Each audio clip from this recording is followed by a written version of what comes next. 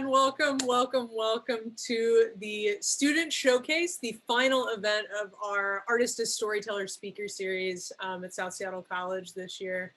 It's my great pleasure to welcome all of you. We have all of our student moderators in the audience here, and we have all of the faculty members who organized the series this year. And so my name is Steph Hankinson. I am Humanities and Drama faculty at South, and it's just such a treat to be in the same room virtually with all of you to talk today about the Artist as Storyteller speaker series and learn from all of our incredible student moderators about what it was like to be in conversation with these brilliant and so creative artists, storytellers, activists, people within our community, both locally and across the nation. But before I do the introductions, I want to do a land acknowledgement so that we can set our intention for the conversation, and then I will share a little bit about each of the lovely people here. So, we would like to acknowledge that the Artist as Storyteller project is located in West Seattle, the traditional land of the first people of Seattle, the Duwamish people past and present. We honor with gratitude the land itself and the Duwamish tribe. Members of our team were born and raised on the traditional lands of the Suquamish, S'Klallam, Chumash, Tongva, Shawnee, and Kickapoo tribes. And we would like to honor the stewardship of these indigenous peoples whose land and stories we now have had the privilege of having been shaped by. Thank you. So the Artist as Storyteller speaker series, which we'll talk a little bit more in detail about in a few minutes, it was fueled by the desire to put BIPOC artists, performers, and activists directly into conversations with our students here at South. And so this is our final project of the year, where we wanted to just hear what that experience was like and learn from the students about what it was like to connect with the artistic community. And so we thought it would be really cool to just sort of look inward and look back at what students got out of the art series overall and how it evolved for faculty members. And so I'm really grateful that you all have carved out this time to come and share that knowledge with us so that we can learn for next year and learn from what all of you took away from this. It's just such a special thing to share. So I appreciate all of that. But I have to introduce you all since you are our representatives for the series. So first I'm just gonna go in order of the first student moderators to work with the artists. And so I'm gonna start with Felix. And so Felix Vasquez Harima is a musician and South Seattle College student of Japanese and Puerto Rican ancestry. He's been self-taught with the guitar for over 11 years and has a musical focus ranging from acoustic fingerstyle to heavy metal. Felix is studying for a degree in the business field so that he can have the knowledge and experience to one day start up a record label focusing on music and creative development of underserved youths in the community. What's up, Felix? How you doing? Doing good. How about you? So good. Thanks for being here. Thank you. Next, we've got Momo Walton. Momo's a student at South Seattle College, and she takes pride in bonding with her family and traveling around the world. She loves to cook and learn about different cultures. She's pursuing a degree in psychology and hopes to start her own clinic helping children as well as adults live a happier life. What's up, Momo? Hey. Hey, Steph, how are you? So good. So glad you're here. Next, we've got Chao Long. Chao has been a student at South Seattle College for 3 years. She's finishing work on her final quarter at South and will transfer to the University of Washington, Tacoma to pursue a business degree in accounting this fall. She loves Vietnamese opera, Vietnamese country music, and all different kinds of music from around the world. Chao has been trained as an opera singer in Vietnam before moving to the US. And since moving to the US, Chao has performed in the Seattle and Portland areas. She's now living on Vashon Island and plans to pursue a career in accounting or open a Vietnamese restaurant on the island. Hi, Chao. Hi, thank you, Steph. Thank you, thank you. And finally, Jules Kress. Jules is a queer student from Southern California. She spent 4 years in the US Navy, where she got her certification in cryogenics and became fluent in Russian, and is now using the GI Bill to study political science. She has experience as a queer youth advisor with the Boys and Girls Club and has worked closely with the Black Lives Matter movement to seek justice for the wife of a Black veteran that was murdered by police in 2018.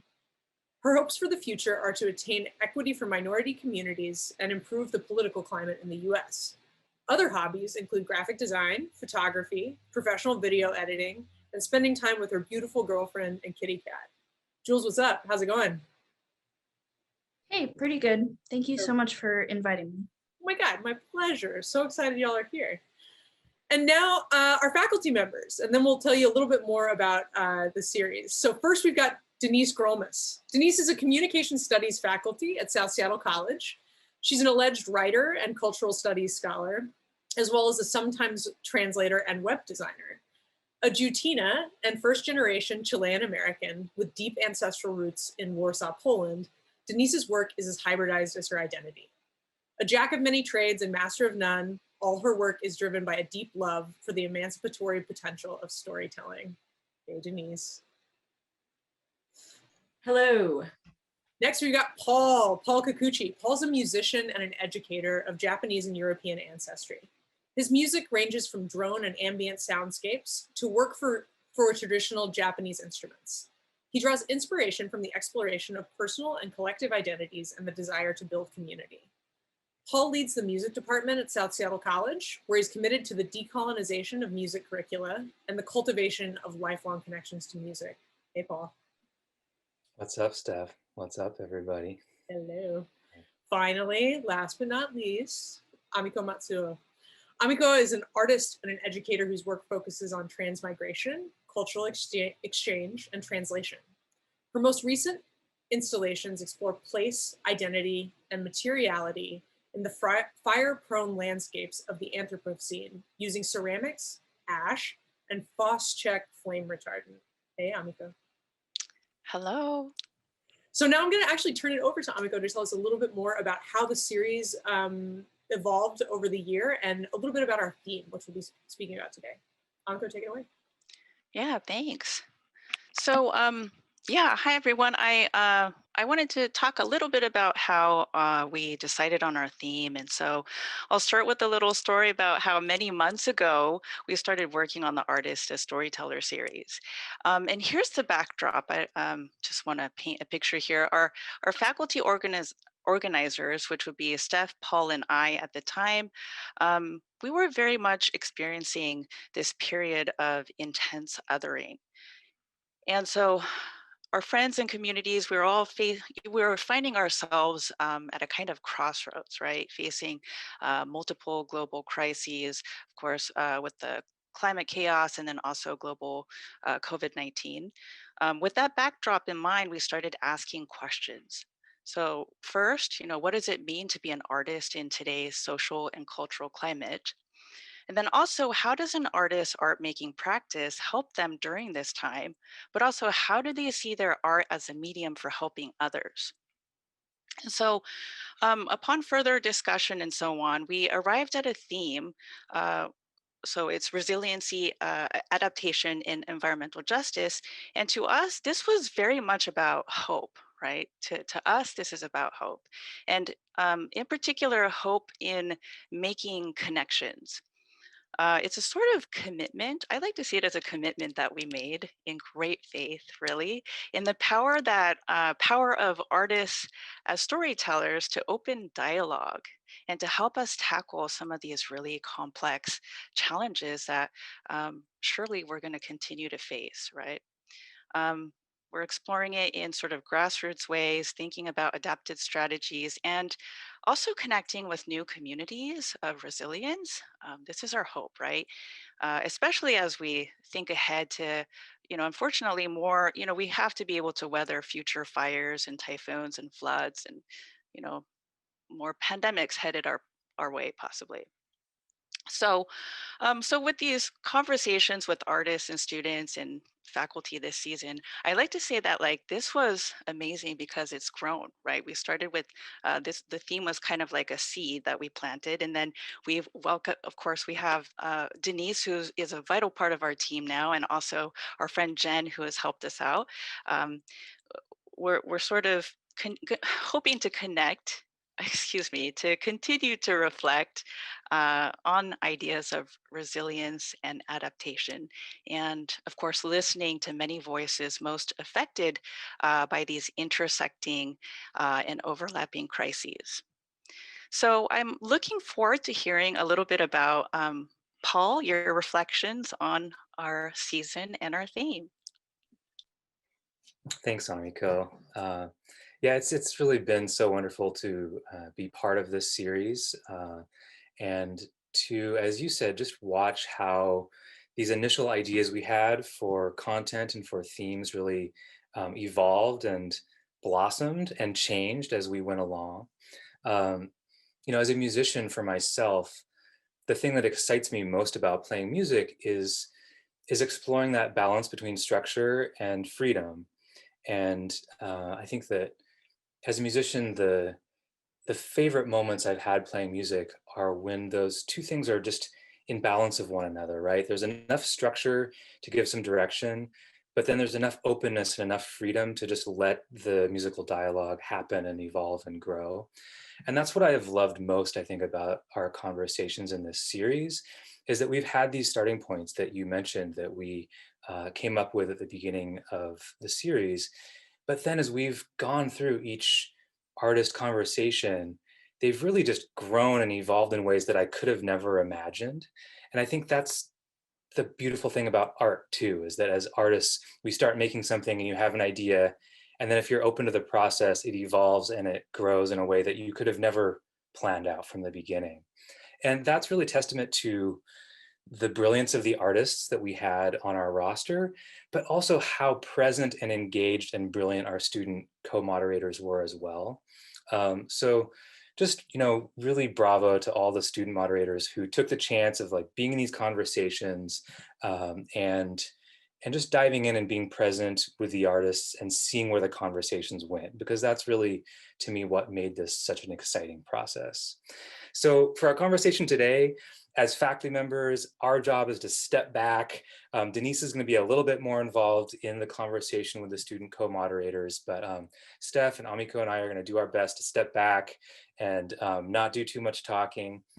And I would like to now just turn it over to our student co-moderator, starting with Felix, to explain a bit about the artists that they were in conversation with, just to give a brief synopsis of the artists they were speaking with and what kind of mediums and content that artist works with. And then just what were some of the main takeaways that you as student co-moderators came away with from these conversations. So with that, I'm going to turn it over to you, Felix, and really looking forward to our conversation today with you all. Thank you, Paul. So I had the pleasure of talking with Kro Nishimura, who is a creative artist in Seattle. She does a lot of they're like performance pieces, like a lot of dancing and a lot of intricate storytelling through a visual medium. And the main thing I took away from that was just how spontaneous art can be, but also how structurally together it can be at the same time. Like they're very long performances, like over, you know, they're over an hour at sometimes, and then they have all these themes about things that Crow wanted to implement into her art, such as lingering feelings of like depression or other like ancestral types of themes that she wants to implement into her art.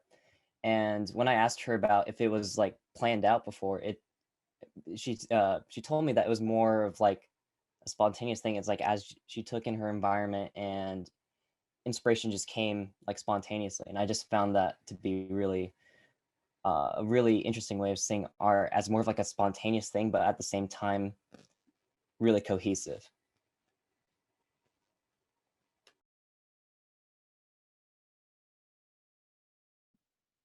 Thank you, Felix. So the artist that I had the pleasure of speaking with was Nicole Paris. Nicole Paris is a female beatboxer. She was born and raised in Missouri. She went viral from a video with her and her mentor, her father, beatboxing, doing a battle, and it got over 8 million views. She was she performed at the Cypher at the BET Awards. She's been on Good Morning America, and several other shows. And she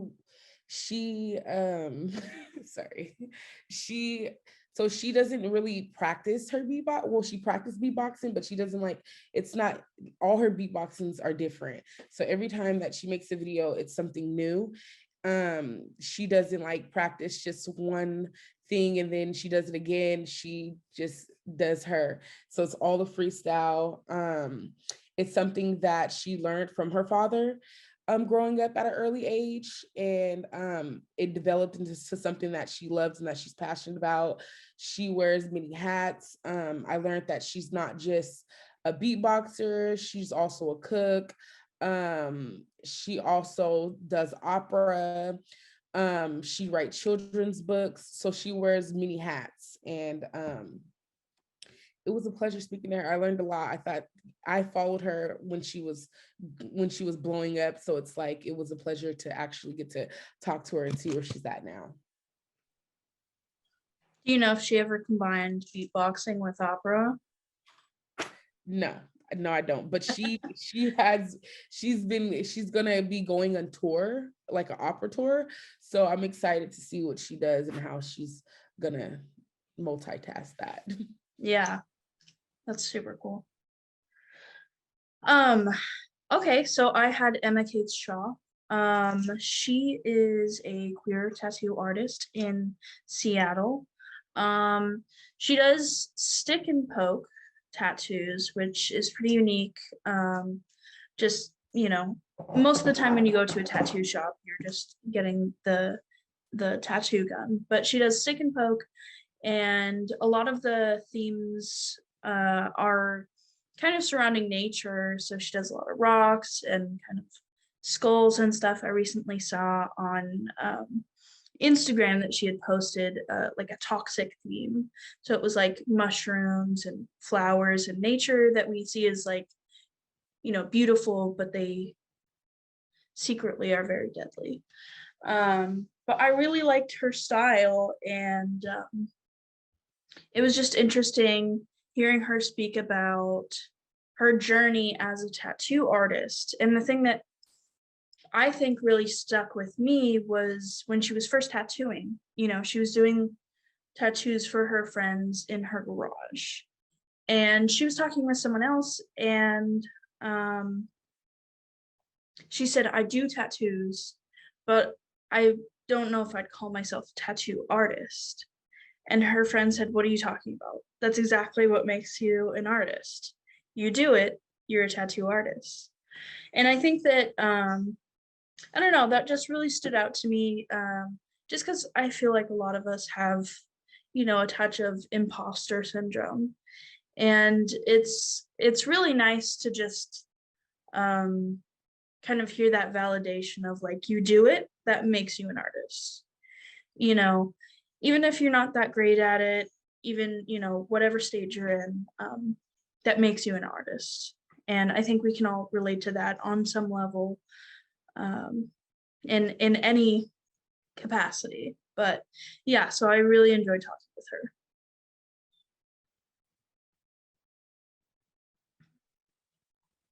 Thank you. So the person that I have the other week was Bình Yan. He's a Vietnamese American citizen who immigrated to America when he was 2. That's back in 1979, 4 years after the Vietnamese War ended. So he shared a lot about his home and about his background, how the war affected his family and why he moved to the US. I did ask him questions about how did you come up with the idea to put all this work together to bring the war into his art. I never heard anyone talk about it in my life, so that was my first time to ask him that questions. And he shared that when he come back to Vietnam when he was in college age, and while staying on a landscape in Vietnam, he could get the thought of how this war affects the people and the lands and the soil, the environment. So he thought if he can put all this nature work together, he can create something new and a little more about spiritual, respectful way to honor someone who died during the war.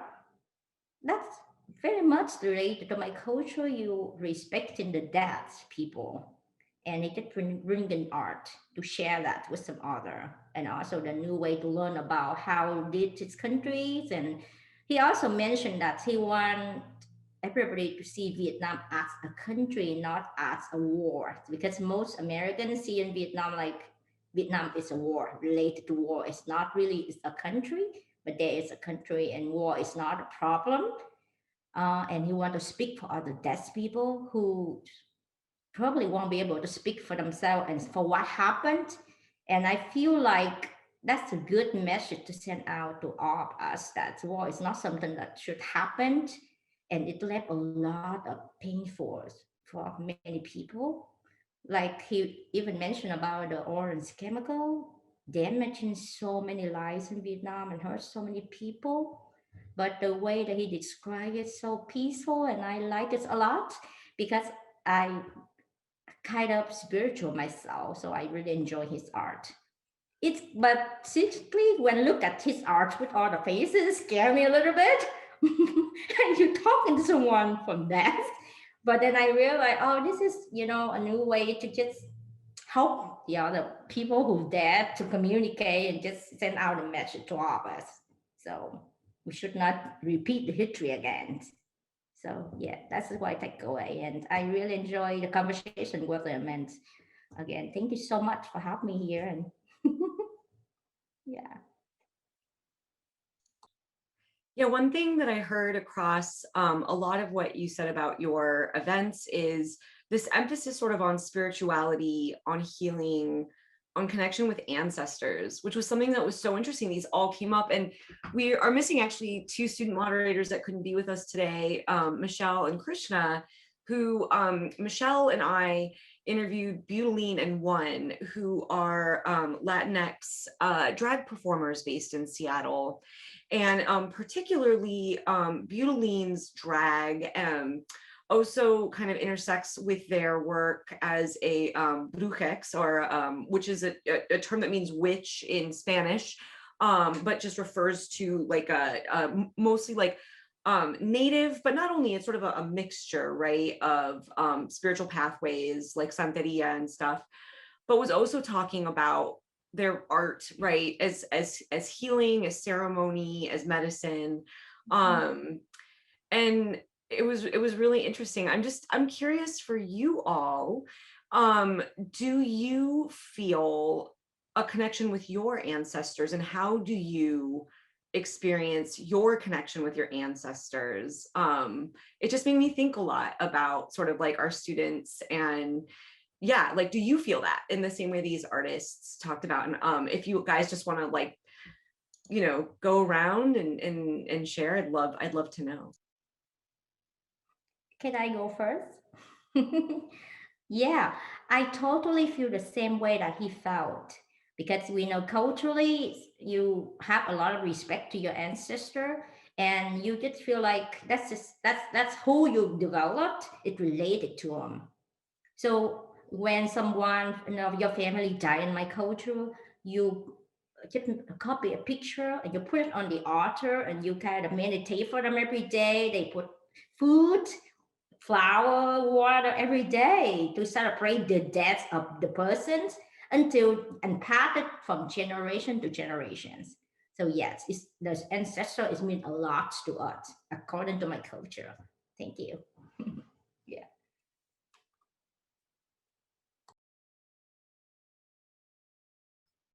I would say, sorry, Felix. I would say I kind of struggle with feeling connection to my ancestry. I'd say the biggest reason I struggle with it is because my great grandma kind of messed it up for our family. It's actually a very weird situation, but basically I grew up my whole life up until recently thinking that I was Mexican, and our whole family claimed it. We had the culture. My my mom's side looks super Mexican. And then someone did a DNA test and found out that we're Greek. And so, yeah. And it turns out like we're not Mexican at all. So it's a little odd to kind of grow up with that culture of, you know, like the food and everything about it, but then have absolutely no connection to my bloodline, which I think is kind of weird. I should probably do some research, but it just feels weird because I didn't grow up with it, you know? So I can't just step into that culture because it's not one I grew up with. But I mean, luckily on my dad's side, it's just Irish. So, you know, go potatoes. But yeah, I don't know. It's kind of tough, but Felix, you can go. Actually, I do kind of relate with you in that sense, and sort of like getting raised in a culture and actually not really having a connection with it. I'm in a similar situation where my father, he was born and raised in Japan, but I think the whole situation is iffy. He might not be entirely Japanese, but he was raised and born in Japan as any other Japanese person, but his whole life he was labeled as Korean or something like that, right? And then like that kind of identity makes it hard to entirely relate with culture. So I've had that sort of that kind of struggle with that kind of identity issue before. And also maybe in like middle school, I mixed up Puerto Rican and Mexican and thought I was Mexican instead of Puerto Rican. So there's that as well. But I think culture is really something that transcends blood. And I think that in terms of my ancestry, I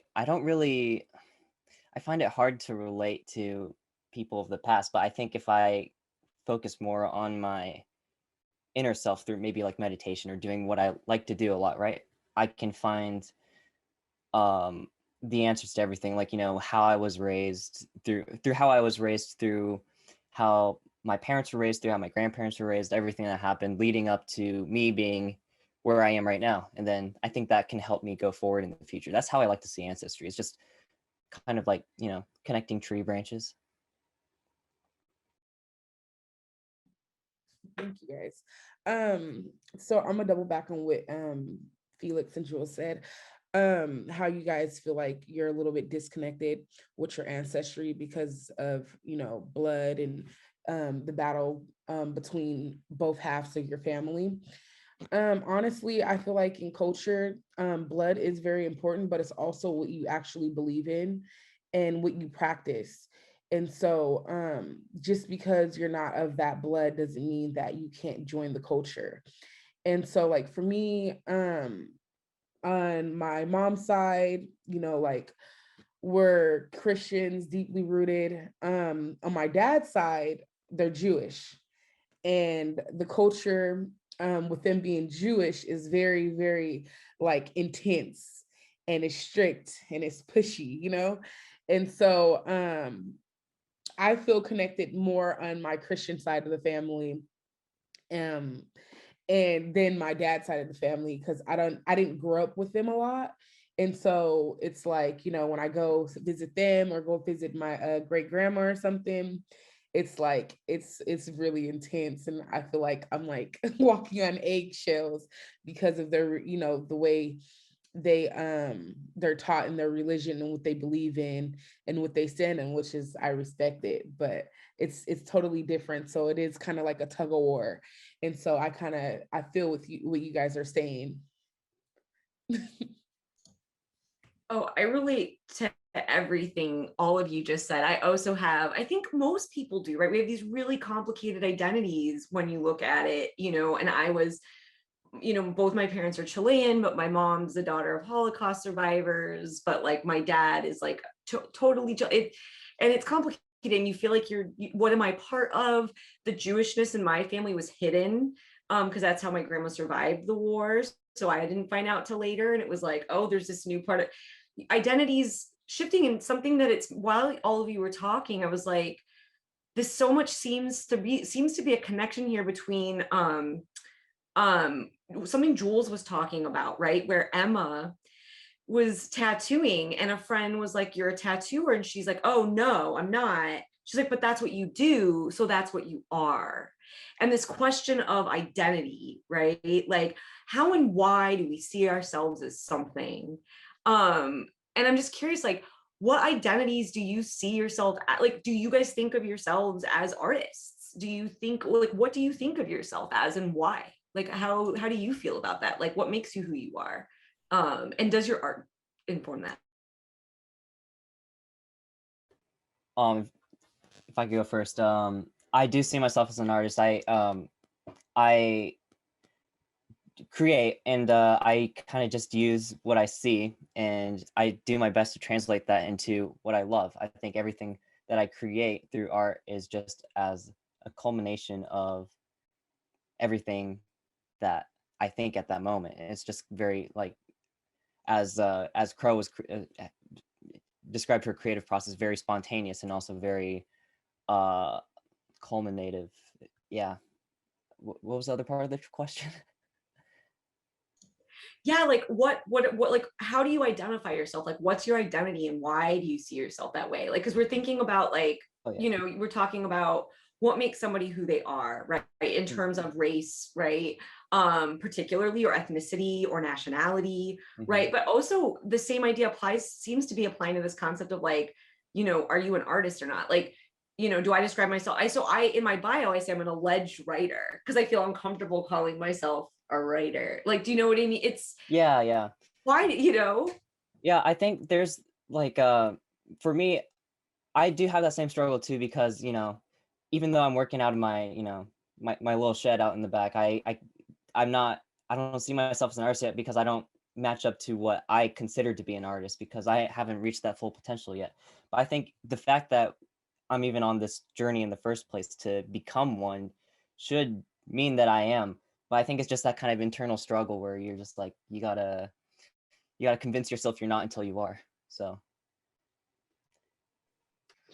I think it's really tough too, because there's no, like, concrete line of, yes, you have passed it, yes, you have made it. And so for a lot of things, like Felix, I've been playing guitar for years and years, so I feel very comfortable calling myself a guitar player. However, there's other things, like, for example, I'm going to school for, my major is poli-sci, and I'm interested in political journalism, right? And so the fact that I did the last Zoom call interviewing someone, does that make me a journalist? It's hard to tell where the line is. I would say no, personally, but it's hard to tell, like, when you're able to accept that title. How many times do I have to do this? How long do I have to play an instrument? How many paintings do I have to do before I'm allowed to call myself an artist, a painter, a journalist, whatever it is? So I think, I don't know, I think it's just a common struggle to not really know where the line is. Anyone else have any thoughts? I agree with you on that. For instance, I'm going to school for psychology, and I don't consider myself a psychologist at all. I'm not to that stage where I feel like I can consider myself a psychologist just because, I've been going to school for a couple of years for it. I feel like, there's a lot of work that you have to put in to be considered that, to get that title. But also, like, for instance, I like to cook, but I'm not like a chef or anything, like, it's just something that I love to do for my family and at home. But I do consider, like, cooking as a form of art.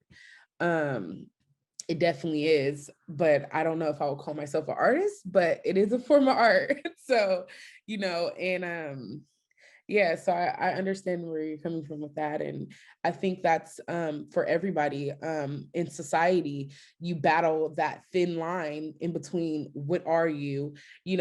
I do a little bit of this, but can I call myself this, and I feel like that's something that's real big, especially now in this society, is that people are battling on what category that they fall under.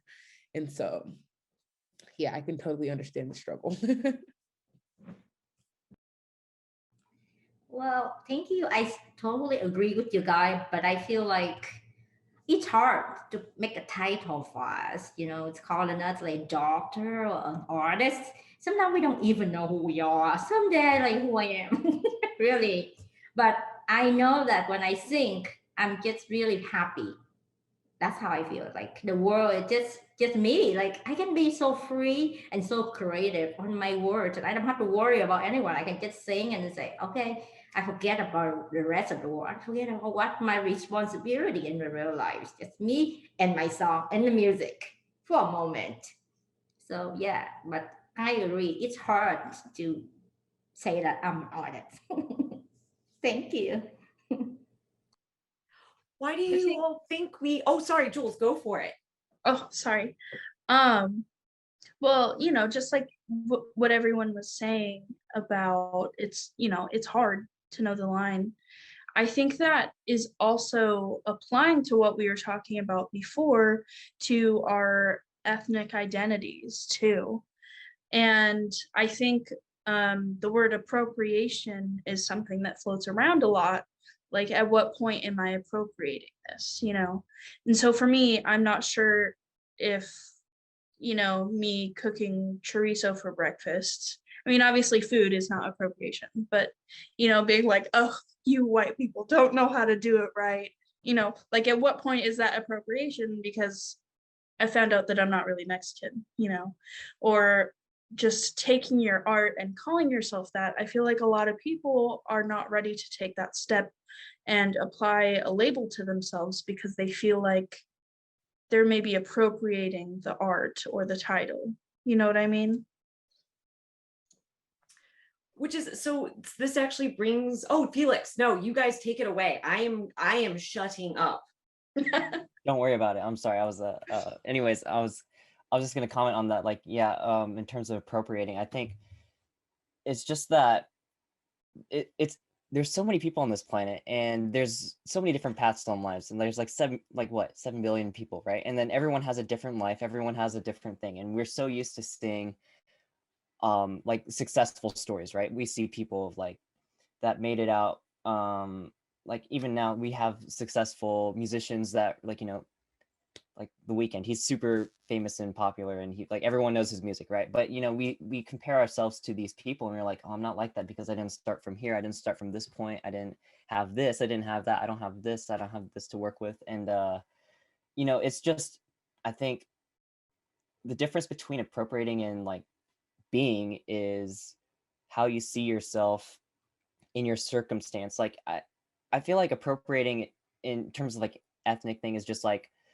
pretending without really caring about the subject, right? And it's hard to, like, you know, point that on someone like, oh, you don't really care, but like, you know, like if you're trying to be something, you are, I'd say you're really involved with whatever you're doing, and you know, you might mess up here and there, but I think you're actively learning and you're showing that you're improving. I think that's the main thing that sets people apart between, like, you know, yeah, with their identity.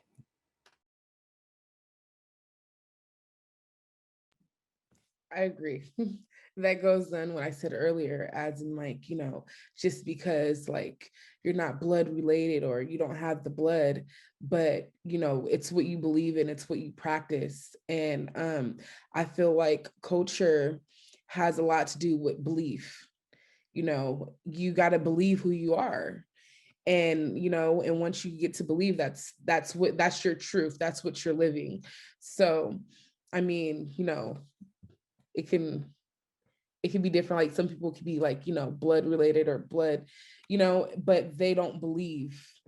And so like how I was explaining, I got two sides of my family, you know, like I have Jewish blood, but I'm not really a believer on that side because I don't know a lot about it.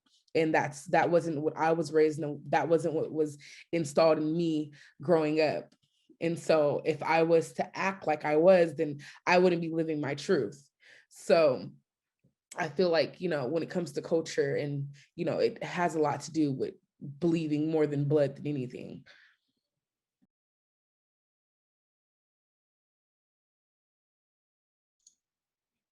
And you're reminding me something, Momo. Oh, first, I also wanted to invite people that are in our audience. If you have questions for any of our student moderators or our faculty, please go ahead and throw them into the Q&A, and we will make sure that you get them answered.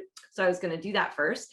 But Momo, when you were talking to, like, you know, this reminds me how important it is that we don't determine other people's identities. I feel like this is something that I'm always struggling with, right? Like and especially like in white culture, right? Like, it's like you're kind of constantly being told what you are in terms of these boxes. And as we see, nobody here fits into a box. And being able to give people the space to self-identify and practice their identity in a way that feels authentic to them, right, is so important. And it seemed like essential to the artwork of a lot of our artists. But something I'm thinking about too is this question of feeling like, you know, the role of our like different identities, like racial, gender, sexuality, class, how those also can contribute to ways in which we might feel like imposters a little bit. Like, I think something that I'm realizing that I didn't realize until we're having this conversation was, you know, in centering BIPOC artists, what we're also doing is we're showing how like worlds dominated typically historically by, you know, white men, maybe middle class, right? Like what it means to be somebody who doesn't have that identity, has a marginalized identity in that space, right? Like Emma talked about this, like being a tattoo, like a mixed race, Black, like queer tattoo artist, you know, and I'm just curious, like what do you think gives you that sense of imposter syndrome? Like, do you feel, yeah, like where does that come from? Why do we all have it? Like,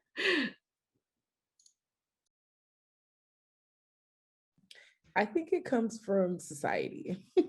I think that's why I feel like we grow up in a society where things are forced upon us, and we grow up thinking that we have to be a certain type of way, or that we don't fit in if we're a certain type of way.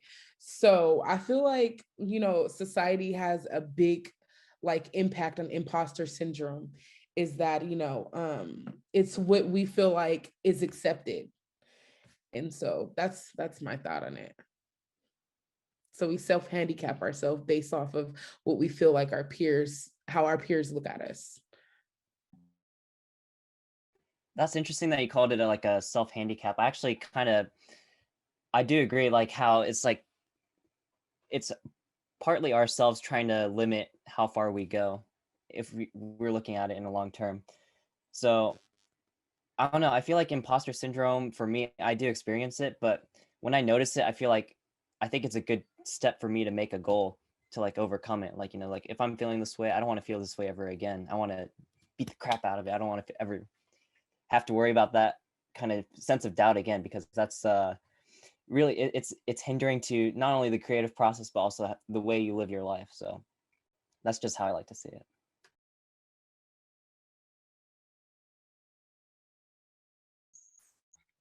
I think too that like imposter syndrome really affects people that are constantly on like living on the border of whatever two boxes that society has deemed necessary, whether that's, you know, a bisexual person that needs to pick a side, or a mixed race person that, you know, that is excluded from both sides of their racial identity, and they don't really feel like they fit in. And I feel like that happens too with our art when, you know, we're not quite, you know, finger painting. I don't think anyone at the very, very beginning is struggling with it. But once you get to that point where you're like, well, I'm not a beginner, but I'm not amazing at my craft. Which box do I fit in? Am I a beginner or an expert? And yeah, I just think it affects everyone that's kind of, you know, split in the middle. Got to keep making boxes. there's almost like a case to be made here for like never calling yourself anything, right? Like there's this whole idea of is the does the deed become the doer? Meaning, like, are you what you do, right? Like, do you, one might smoke cigarettes. Does that make you a smoker? Like, and in some ways, when we tell ourselves we are the thing we do, that can actually really mess with you. It's like, that's almost what I'm hearing, right? Like, but that's how we organize our world, right? I am X. No, but something like when Felix, we were talking about, trying to challenge yourself out of imposter syndrome. Like, you were speaking to me about adaptation, right? Resiliency. Like, how do you adapt? How do you make it work for yourself? And something that has been so interesting to me in these talks has been, what people have been doing during the pandemic. Like with Beauty and One as drag queens, like could not perform. Like they perform in bars, right? Emma could not tattoo, like can't touch other people. And you would think like, oh, they'd be devastated, like, hugely impacting their ability to make money, like to survive. And that wasn't what they shared, right? Like they ended up finding like new ways of sort of understanding themselves in these identities and other identities and stuff. And I was just curious, like for you all, have you kind of had that, like what has been your experience in pandemic with your identities, and how have you shifted, and what have you learned about yourself? How have you adapted? Yeah, how have you been resilient? I can go. Well, I learned a lot during the pandemic about myself. I used to just live with my boy and me, two of us, and he was my kid, so I make all the rules for him. It's kind of like a control side for young. So when the pandemic, I moved into the family, and I have to learn how to share and compromise over everything with the family that I live with. And I found it so hard because I used to just do freely on my own. And now I have to do this and that and learn. I always like, I'm living in America for so long, but I still really much Vietnamese. So I finally moved into the American family. I learned all the American culture for the first time. When I get really upset, I don't even talk. I just pretty quiet and go to the corner and sing, and that's how I release my stress. And this family is so different. They like to talk about things and to clear it out and make sure that I'm okay. And they thought that, oh, she's sick or something, or maybe something that we did wrong. So that's why she's so quiet. But that's who I am. But they didn't get it. And I was so upset. I said, why do I have to talk to you all the time about this? So yeah, that's a little thing that I like to share. That's how but I did approve a lot about how to talk it out loud and not be so quiet about, when you have to share something that's so difficult about you with someone, there's more people to understand and love and care, and kind of talk it out is make you feel much better than hold it back to yourself. That I used to do all the time. I cover all my sadness. But then finally I can, okay, it's not all right to talk it out loud. Yeah, so I gained that during the pandemic, living with some other people. Thank you.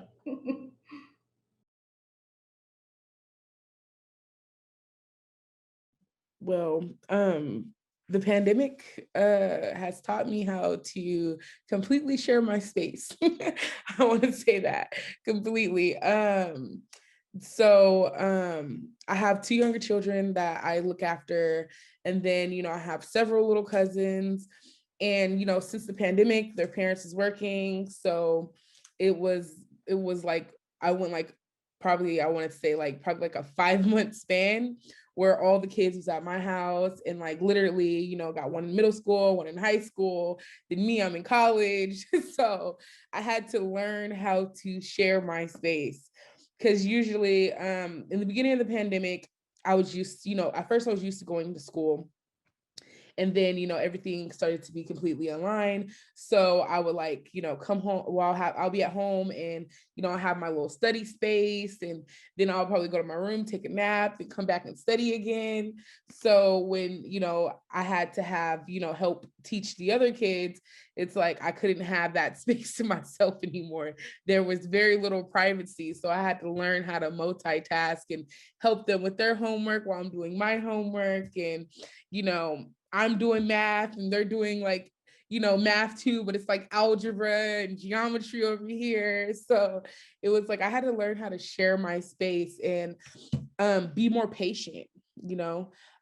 Patience is very important, and I figured I'm kind of a patient person, but I had to really be patient and humble during the pandemic, and we had to really, and she was saying, like, we had to talk about like our issues, like we had to, because if we don't, then my apartment's way too small to have so much animosity towards each other, or to be frustrated. So we had to learn how to talk and communicate on why we're frustrated and what's not working, and so we can make things work because outside was closed. So I would say that's my deal through the pandemic. That is some resiliency. That is a lot of resiliency. Yeah.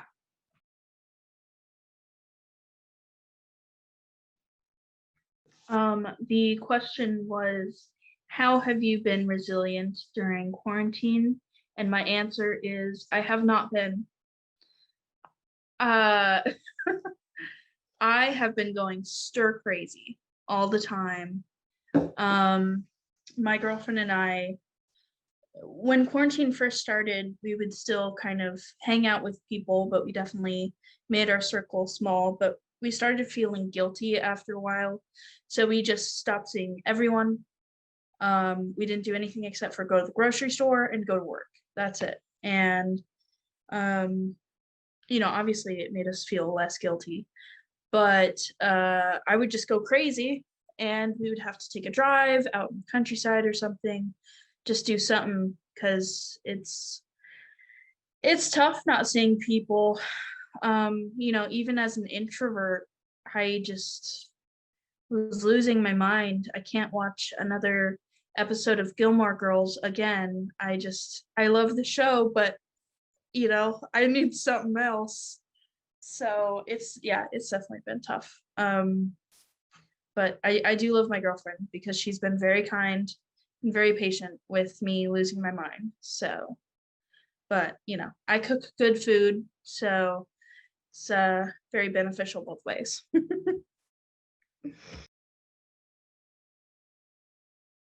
The funny thing is that the pandemic threw life completely out of control, and my life was completely out of control before it, but the pandemic throwing everything out of control somehow managed to put my life in control, and I don't know how it works, but I'm kind of just going with it.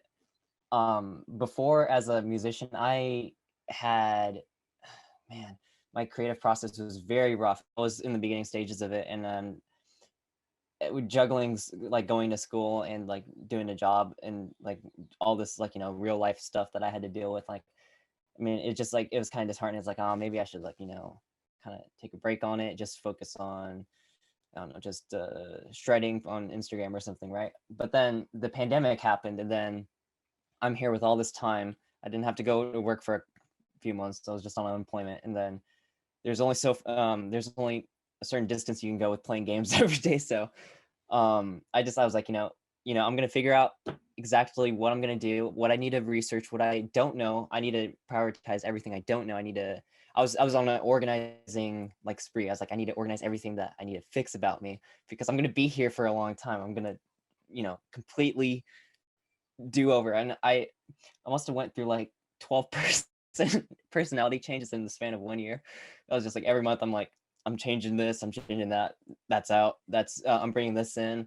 And the fun thing about that is that even as life's kind of resuming back to as it was before, pre-pandemic, I've discovered that I like discovering a lot about new stuff and taking aspects of small things and then kind of adding it to myself. And I think that without the pandemic, I wouldn't have been able to discover that. And I can excuse myself for being lazy as long as I'm taking in something and getting something out of it, right? So if I'm playing a game, I'm like, oh, at least I'm learning that guns are bad or something. That's really Totally. And what something is in this life, right? Like if you make it a lesson, That was beautiful. I'm going to invite our faculty back to join us. Chao, I see your hand raised. Oh, I wanted to make sure. Okay. Accident. Sorry. I was gonna say, so formal. We were so in the flow. Thanks for inviting us back. I've just been sitting here like literally like my mouth is just hanging open. I'm so amazed by like the wisdom that's shared with all of the folks that are in this room. And what a special conversation to be a part of. You know, we had a comment here in our Q&A that said, thank you for sharing this dialogue. I love all the connections that are being made through art. Wonderful for all. Like, that's true, right? We're here together because of art. We're here together because of our commitment to each other and our community, and a shared desire to see how deep those roots grow, right? And I'm just so inspired by the work that everyone has brought to the table, and the work that our artists have brought to the table, and the beautiful thoughts that were shared today. And I know my head's buzzing with ideas. So what a gift from the five of you. I really appreciate it. Yeah, thank you all. That was beautiful. I think for me, especially, it was, you know, you reminded me how much living in itself is an art form, right? And we don't have to distinguish between the mundane, you know, the mundane and the, you know, sacred. And it's best when we mix them together. So thank you. So just for all of our folks that are tuning in, we will be back in the fall. The team will be spending some time this summer, maybe in consult with some of our student moderators here to begin planning for next season. We will fill the year with new artists, a new theme, and new ways to connect and build on this just gorgeous foundation that we have here. And I think that it's a really, really strong one, and made so strong by all of you participating. So every one of us, I think, is a pillar in this foundation. And so I just appreciate, I appreciate all of you so much. I can't say it enough. But thanks for being here. Thanks for your time, your energy, your intention. And thanks to those of us that are watching at home. Get in contact with us when we're off this summer. Look for the ads coming out. We'll have advertisements for what happens next season too, and we'll be sure to share it far and wide. But hit any of us up on the website or on our personal teaching email addresses along the way. And we look forward to connecting with the community and more folks next season. Thank you all.